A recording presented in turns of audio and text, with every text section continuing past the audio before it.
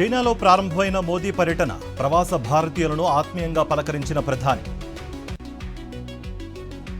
Shanghai సహకార సంస్థ సదస్సుకు సర్వం సిద్ధం. టియాన్జిన్లోని ఎస్సీఓ సదస్సు వేదిక వద్ద ఘనంగా ఏర్పాట్లు. రష్యా అధ్యక్షుడు పుతిన్ భారత్ పర్యటన ఖరారు. డిసెంబర్లో వస్తారని మాస్కో వెల్లడి. ఫెడరల్ కోర్టు తీర్పుపై ట్రంప్ అసహనం. అన్ని టారిఫ్లు అమల్లో ఉన్నాయని స్పష్టం. స్థానిక సంస్థల ఎన్నికలకు తెలంగాణ కేబినెట్ గ్రీన్ సిగ్నల్. సెప్టెంబర్లో ఎలక్షన్లకు ముహూర్తం ఖరారు. బీఎస్సీ మీటింగ్ నుంచి బీఆర్ఎస్ వాకౌట్. యూరియా అంశంపై చర్చ లేదని నిరసన.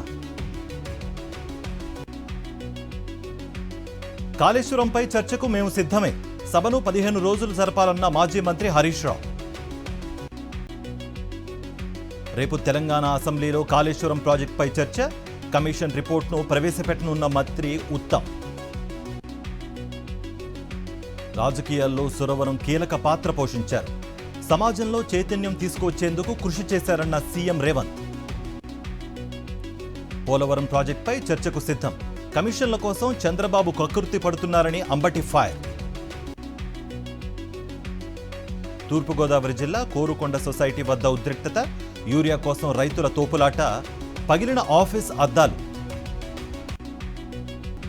జగిత్యాలలో 2 వీలర్ దొంగల అరెస్ట్. 22 ద్విచక్ర వాహనాలు స్వాధీనం చేసుకున్న పోలీసులు. కరీంనగర్ జిల్లా గద్దపాకలో యూరియా కోసం రైతుల పడిగాపులు. సీజన్ దాటుతున్నా ఎరువులు అందడం లేదని ఆగ్రహం. ములుగు జిల్లా వెంకటాపురంలో టేకు కలప అక్రమ రవాణా. 20 టేకు దుంగలు. Mini DCM van seize. సూర్యాపేటలో పాత నేరస్తులకు పోలీసుల కౌన్సిలింగ్. సత్ప్రవర్తనతో మెలగాలన్న ఎస్పీ నరసింహ.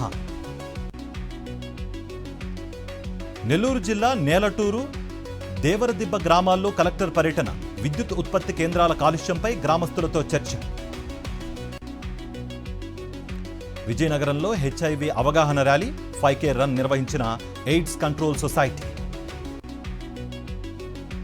జమ్మూ కశ్మీర్లో మరోసారి క్లౌడ్ బర్స్ట్.